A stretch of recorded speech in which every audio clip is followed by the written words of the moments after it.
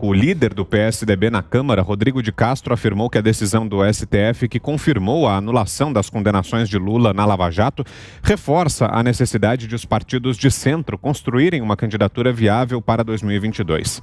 Nacionalmente, no entanto, a posição do partido não é unânime. Antagonistas na política nacional desde os anos 90, o PT e o PSDB selaram uma trégua e estão pela primeira vez alinhados em várias frentes contra o presidente Jair Bolsonaro. A principal delas é o Fórum dos Governadores, onde tucanos e petistas têm se apoiado mutuamente e até trocado elogios. Eleito em São Paulo com um forte discurso antipetista, João Dória abriu mão do protagonismo e defendeu a escolha do governador Wellington Dias, do PT, do Piauí, como coordenador das discussões sobre vacinas contra a Covid no Fórum de Governadores. Interlocutores do Palácio dos Bandeirantes, sede do governo paulista, falam em um pacto de não agressão, enquanto lideranças dos dois partidos até admitem estar juntos no segundo turno da eleição presidencial de 2022, a depender de quem disputar a rodada decisiva. Recentemente, em entrevista ao Estadão, o ex-presidente Fernando Henrique Cardoso até admitiu a possibilidade de votar em Lula no segundo turno de 2022, se o adversário for Bolsonaro. Recentemente, o deputado federal comunista Orlando Silva afirmou, em entrevista ao Jornal da Fórum, que o governador de São Paulo, João Dória, teria lhe dito que, para derrotar o presidente Jair Bolsonaro em 2022, se sentaria até com Lula. Segundo Orlando Silva, Dória o autorizou a revelar a conversa à imprensa. Dória fez uma publicação em sua página no Twitter nesta quinta-feira comentando a decisão do STF que anulou as condenações de Lula na Lava Jato. Poucos minutos depois, o político apagou o post. O tucano compartilhou uma notícia sobre a decisão e comentou: o House of Cards BR está um plot atrás do outro. Plot é uma referência a plot twist, expressão que caracteriza uma mudança radical e imprevisível em um enredo. House of Cards é um seriado norte-americano conhecido por reviravoltas políticas e que costuma ser comparado à política brasileira. E aí, Zé, como é que anda aí esse relacionamento entre PT e PSDB, Zé? Parece aqueles namoros não assumidos, né? Que namora, mas não tem coragem de beijar em público, nem pegar na mão, nem ir a um restaurante onde todos frequentam. Esta é a situação. É porque houve aí uma novidade em que, como os Highlanders, né? Que onde só um tem que sobreviver, se uniram vários candidatos à presidência da República e vários partidos e estão tentando formar ali o que eles chamam de Avenida Central, e a partir daí definir um só candidato. E seria apoiado por esse grupo quem tiver a melhor performance, né, nas pesquisas, e eu não sei bem qual será o critério e se todos vão aceitar. Por exemplo, o Ciro Gomes, que está nesse bloco de candidatos. E ainda tem a novidade, que eu fiquei sabendo aqui em Brasília, que o PDT pode dar uma volta no Ciro Gomes e não lançar candidato e apoiar Lula. O Carlos Lupe, né, presidente do PDT, é um aliado histórico do PT, disse que amava a Dilma Rousseff e tal, e daí é que apareceram as conversas de que a situação mudou. Se Ciro não sair do PDT, pode ser que ele seja aí, inviabilizado pelo próprio partido. Mas, enfim, a história é essa. Quando o ex-presidente Fernando Henrique falou sobre essa história de votar em Lula, ele se referia no segundo turno, onde Lula iria. Mas ninguém sabe ainda quem são os candidatos de fato. Por enquanto, o presidente Jair Bolsonaro é o único candidato aqui que eu considero previsível para o ano que vem. 2 minutos para você, Fiuza. Olha, é um cálculo rasteiro de política, né? A gente está vendo, principalmente o comportamento do PSDB, né? O PT, sem comentários, né? O PT é um partido associado ao maior assalto da história. Todos os que estão lá sem vergonha disso estão assumindo, então, essa legenda, né? Legenda com duplo sentido. Agora, o PSDB, esse cálculo mesquinho e rasteiro do PSDB, fechando os olhos, fazendo vista grossa para um partido de ladrões, né? De ladrões que roubaram, eles sabem que roubaram.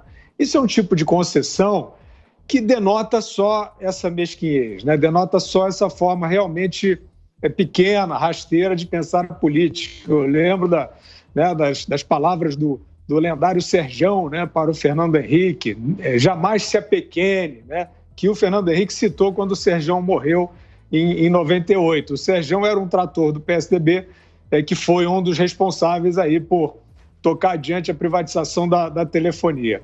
Pois bem, de lá para cá, o Fernando Henrique, que é um símbolo de estudo e que nesse caso não está simbolizando só o PSDB, está simbolizando liberais, economistas, que nós devemos até respeito por coisas que fizeram pelo país aí. Mas o Fernando Henrique passou a ser, não só com o Bolsonaro, não, já com o Temer, sistematicamente golpista, né? O Fernando Henrique pediu a renúncia do Michel Temer a partir daquela delação fajuta montada lá pelo Janot com o Joesley para uma virada de mesa. Desde ali o Fernando Henrique está nessa tentativa. Aí quando o Sérgio Moro pediu demissão, o Fernando Henrique veio pedir novamente a renúncia. Disse, se o Bolsonaro não renunciar, será renunciado. Uma frase complicada para um democrata, né? E o João Dória foi isso. Logo no início da pandemia, ele já deu as mãos ao Lula, já fez afagos públicos com o Lula. Eu acho curioso, né, e duvidoso alguém que queira aparecer realmente defendendo o interesse público e a saúde pública associado a um personagem que tanto mal fez a população. 2 minutos para você, Ana.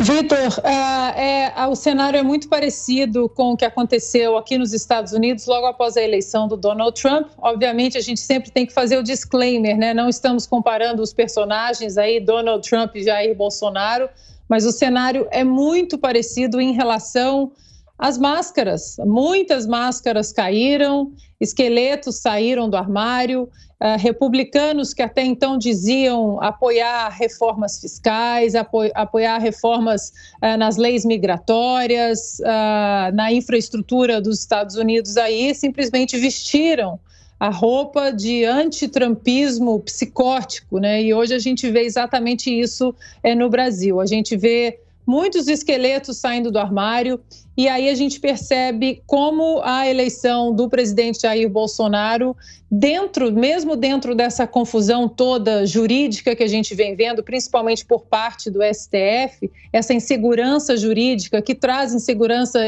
econômica também para os investidores internacionais, a gente vê, se a gente pode fazer uma limonada desse limão todo, é que agora tem muita gente nua, né? Os armários foram todos abertos, as máscaras todas caíram e agora não tem mais como esconder quem é que estava aí de panfletagem midiática com ensaio, discursos ensaiados apenas para continuar num projeto de poder e enganando o eleitor. Agora está tudo muito óbvio, os pompons de torcida aí estão nas mãos, a gente está vendo aí muito liberal sair também do armário e querer se debandar para eu não diria nem centro-esquerda, mas para a esquerda mesmo.